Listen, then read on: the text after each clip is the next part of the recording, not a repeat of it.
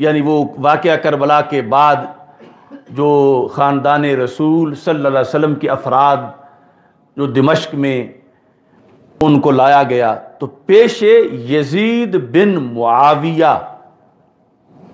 اب اس کے بعد کیا لکھتے ہیں؟ اخزاہ اللہ، اخزاہ اللہ، خزی سے ہے، اللہ اس یزید کو رسوا کرے. اخزاہ اللہ یعنی یہ داتا صاحب نے ضروری سمجھا کہ میں صرف اس کا ذکر نہ کروں کہ آگے میں یہ اس کو ضرور کہوں گا اخزاہ اللہ، لیکن ساتھ ہی ذہن میں خیال آیا کہ نام تو لکھا ہے یزید بن معاویہ، تو کوئی یہ ضمیر کھینچ کے حضرت معاویہ کی طرف نہ لے جائے، کیونکہ قریب تو وہی ہیں. یزید بن معاویہ اخزاہ اللہ، تو آپ نے فوراً لکھا دون ابی ہے، دون ابی ہے. یعنی یہ حالانکہ ویسے تو ضرورت محسوس نہیں ہوتی تھی کہ بات یزید کی ہو رہی ہے، اور جو آخر میں ہوتی ہے چیز وہ جیسے بھی ہو، رحمہ اللہ ہو یا لعنت اللہ ہو، وہ پہلے نام کے لحاظ سے ہوتی ہے. تو یہاں آپ نے جو فرما دیا اخزاہ اللہ ہو تو یہ ضمیر یزید کی طرف راجع ہے قانون کے لحاظ سے. لیکن پھر بھی چونکہ مقام صحابیت بڑا نرم و نازک ہے کہ کہیں کوئی اس کی وجہ سے حضرت امیر معاویہ رضی اللہ تعالیٰ عنہ کی طرف منہ نہ اٹھائے، تو آپ نے لکھا دون ابی ہے، نہ کہ ان کے ابا جی کو، اس کے ابا جی کو، یعنی حضرت امیر معاویہ کو فوراً 2-4 صفحے بعد یا 2-4 لینے بعد نہیں، اسی ٹائم فوراً ان کا دفاع کیا کہ یہ مسئلہ بڑا حساس ہے. یہاں سے یزید کو تو یہ کہنا ہے کہ اللہ اسے رسوا کرے، لیکن حضرت امیر معاویہ رضی اللہ تعالیٰ عنہ کو فوراً ساتھ ان کا تحفظ بھی کرنا ہے، چونکہ ان کا اگر تحفظ نہ کریں تو پھر صحابی رسول صلی اللہ علیہ وسلم کے خلاف جب کوئی جائے گا تو وہ خود رسوا ہو جائے گا. تو اس واسطے داتا صاحب نے لکھا دون ابی ہے. اب میں حیران تھا کہ میں نے یہ جو 2-3 نسخے میرے پاس ترجمے کے پڑے ہیں، 2-3 تراجم ہیں کشف المحجوب کے، تو یہ مجھے شرف حاصل ہے کہ یہ دون ابی والا فرق سب سے پہلے میں نے نوٹ کیا اور بیان کیا کہ یہ داتا صاحب فیصلہ کر رہے ہیں یزید کو یزید پلید مان کے حضرت امیر معاویہ رضی اللہ تعالی عنہ کو اس سے جدا بیان کر رہے ہیں فوراً. تو کچھ لوگوں نے کہا ہمارے پاس تو ہیں کشف المحجوب، کوئی ایسی بات وہاں تو نہیں لکھی ہوئی.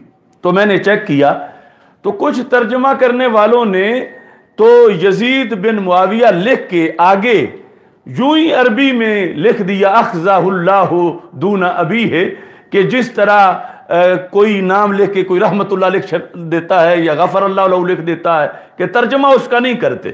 تو انہوں نے یوں ہی عربی عبارت ساتھ لکھ دی، یعنی ٹرانسلیشن میں یزید بن معاویہ اخزاہ اللہ دون ابی ہے.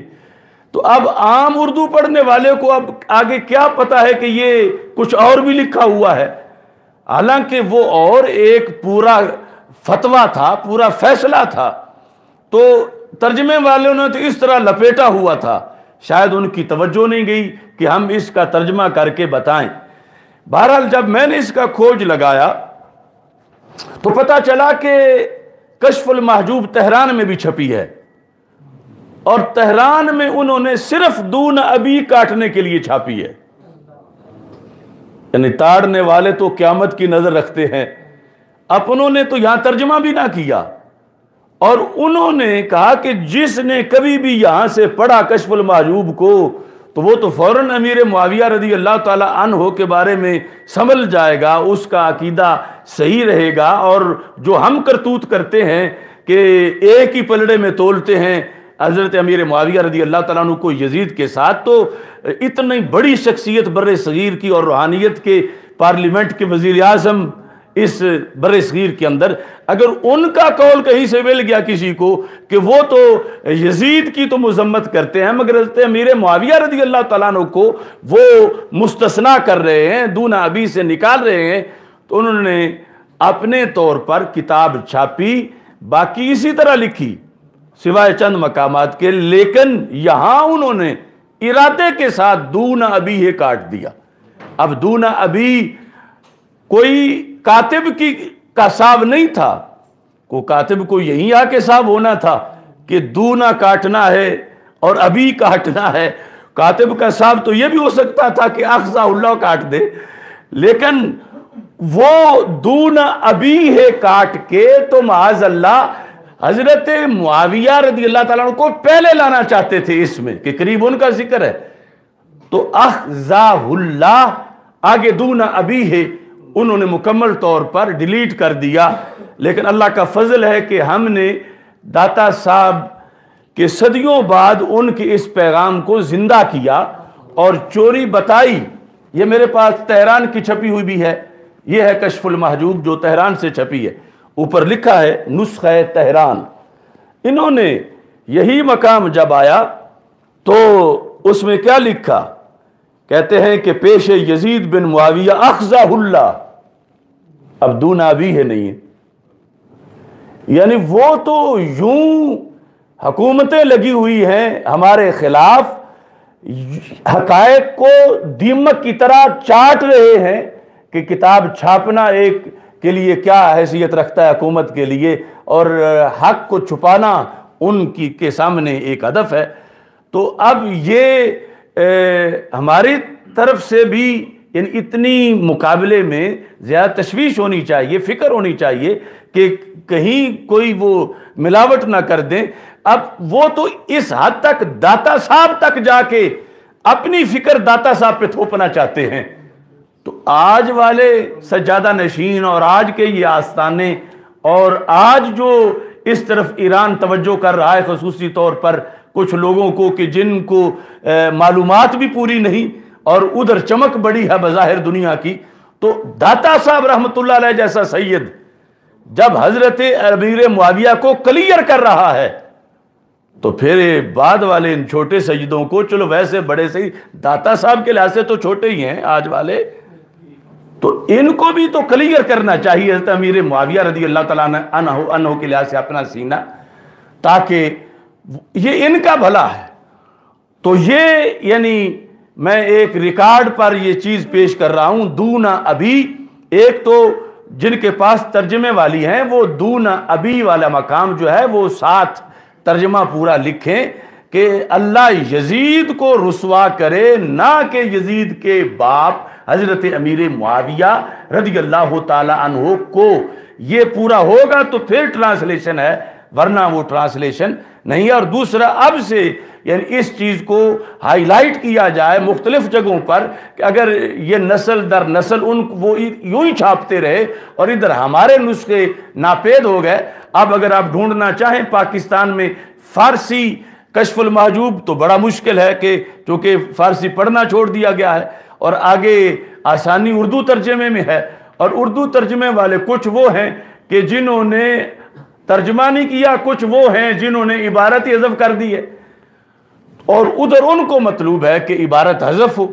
تو اس بنیاد پر حضرت امیر معاویہ رضی اللہ تعالی عنہ کے لحاظ سے جو حقائق ہیں ان کو دبانے کی کوشش کی جا رہی ہے، اور جب حقیقت کو چھپایا جائے تو پھر حقیقت کو ظاہر کرنا مزید لازمی ہو جاتا ہے۔ اب کچھ لوگ یہ کہتے ہیں کہ یہ پہلے تو نہیں ہوتا تھا، تم نے اب زیادہ تذکرہ شروع کر دیا، اور یہ انہیں اعتراض ہے کہ امیر معاویہ رضی اللہ تعالیٰ عنہ کا عرس کیوں منایا جاتا ہے، ان کا تذکرہ کیوں جاتا؟ اپنے وہ لیڈر کا قائد ڈے منا رہے ہیں شہر شہر میں، اور جو صحابی رسول صلی اللہ علیہ وسلم ہیں جن کے قدموں کی خاک تک بھی ان کا لیڈر نہیں پہنچ سکتا، صحابی رسول علیہ السلام کے ذکر کے بارے میں پابندی لگا رہے ہیں، اور امسکو کا جو ہے وہ ترجمہ غلط کر رہے ہیں اور اپنے بغض کا اظہار کر رہے ہیں۔ تو سیدنا امیر معاویہ رضی اللہ تعالی عنہ کا تذکرہ اور ان کے فضائل کا بیان اس لیے بھی لازم ہو گیا ہے کہ پہلے تو ایک طبقہ تھا روافض کا، ان کے خلاف شر پھیلانے والا، اب روافض زدہ طبقہ جو ہے وہ بھی شر پھیلا رہا ہے۔ کتنے آستانے ہیں کہ جہاں پر بیٹھے ہوئے سجادہ نشین اپنے گدوں پہ یا گدیوں پہ وہ گالیاں دیتے ہیں سیدنا امیر معاویہ رضی اللہ تعالیٰ عنہ اور بھی بہت سے صحابہ کو برا بھلا کہتے ہیں معاذ اللہ. تو اس بنیاد پر یہ ضروری ہے کہ سارے صحابہ رضی اللہ تعالی عنہم کا تذکرہ ہو اور جو عقیدہ ہے اس کے لحاظ سے اس عقیدے کو واضح کیا جائے. اس سلسلہ میں ایک اور بڑی مشہور بات ہے، وہ یہ ہے کہ بخاری شریف میں باقی سب کے تو فضائل کا باب ہے، اور امام بخاری رحمہ اللہ تعالیٰ نے حضرت امیر معاویہ رضی اللہ تعالیٰ عنہ کے فضائل کا تو باب ہی نہیں لکھا. اور پھر یہ جو قول ہے کہ ان کے فضائل میں تو کوئی حدیث صحیح ہے نہیں، سب من گھڑت ہیں، یہ شوشہ اور یہ پراپیگنڈا کیا جا رہا ہے، اور یہ بھی سب جہالت پہ مبنی ہے. اور قربان جائیں مجدد دین و ملت امام اہل سنت اعلی حضرت امام احمد رضا خان فاضل بریلوی رحمۃ اللہ علیہ، آپ کی آنکھ اس وقت دیکھ رہی تھی آج کے حالات کو. طاہر القادری نے آج یہ پراپوگنڈا کیا، اور اپنی کتاب میں اس نے یعنی دفع الارتیاب کے اندر یہ فتح الباری سے قول لے کر لکھا کہ امیر معاویہ رضی اللہ تعالیٰ عنہ کے بارے میں ان کی فضیلت میں تو کوئی حدیث صحیح ہے ہی نہیں، اور سب روایات من گھڑت ہیں. تو اعلی حضرت نے کیا لکھا تھا؟ آپ نے اصول حدیث کو بیان کرتے ہوئے یہ جلد نمبر 5 میں ارشاد تھا، جلد نمبر 5 کے صفحہ نمبر 478 میں بحث ہو رہی ہے کہ فضائل و مناقب میں باتفاق علماء حدیث ضعیف مقبول و کافی ہے. فضائل میں اور مناقب میں، فضائل خواہ اعمال کے ہوں اور فضائل و مناقب شخصیات کے، ان کے اندر حدیث ضعیف بھی مقبول ہے اور کافی ہے. تیسرا مرتبہ فضائل و مناقب کا ہے، یہاں با اتفاق علماء ضعیف حدیث بھی کافی ہے. مثلاً کسی حدیث میں ایک عمل کی ترغیب آئی کہ جو ایسا کرے گا اتنا ثواب پائے گا، یا کسی نبی یا صحابی کی خوبی بیان ہوئی کہ انہیں اللہ عز و جل نے یہ مرتبہ بخشا، یہ فضل عطا کیا، تو ان کے مان لینے کو ضعیف حدیث بھی بہت ہے، ضعیف حدیث بھی بہت ہے. ایسی جگہ صحت حدیث میں کلام کر کے، یعنی فضائل میں حدیث آئی ہوئی ہے اور ہے ضعیف، تو وہاں کہنا ہے کہ اس کی فضیلت میں تو صحیح حدیث ہے ہی کوئی نہ. تو کہا ایسی جگہ صحت حدیث میں کلام کر کے اسے پایہ قبول سے ساقط کرنا فرق مراتب نہ جاننے سے ناشی ہے. فرق مراتب نہ جاننے سے یہ فکر پیدا ہوتی ہے. اچھا، جیسے یہ لفظ قابل غور ہے، ویسے اس پورے کی جو تشریح ہے وہ تو گھنٹوں میں ہے کہ سارے اصول بتائے جائیں، لیکن کچھ نہ کچھ میں ضرور کروں گا انشاءاللہ. آگے، جیسے بعض جاہل بول اٹھتے ہیں. کون؟ بعض جاہل بول اٹھتے ہیں کیا؟ کہ امیر معاویہ رضی اللہ تعالیٰ عنہ کی فضیلت میں کوئی حدیث صحیح نہیں. کون بول اٹھتے ہیں؟ اور کون بولا؟ طاہر القادری. کم از کم اس نے یا تو پڑھا ہی نہیں اپنے اکابر کو، یا پھر ویسے اندر خمینیت ہے. اب دیکھو، ورنہ بندہ چور بھی جو ہے وہ چوری کرتے ہوئے ڈرتا ہے کہ اگر پہلے میرا تعارف کروا دیا گیا تو میں کوئی بھیس بدلوں، کوئی لفظ بدلوں. تو آپ نے فرمایا کہ جیسے بعض جاہل بول اٹھتے ہیں کہ امیر معاویہ رضی اللہ تعالیٰ عنہ کی فضیلت میں کوئی حدیث صحیح نہیں، یہ ان کی نادانی ہے. جو جاہل بول اٹھتے ہیں یہ ان کی کیا ہے؟ نادانی ہے. علماء محدثین اپنی اصطلاح پر کلام فرماتے ہیں. علماء محدثین اپنی اصطلاح پر کلام فرماتے ہیں. مثلا جب یہ کہیں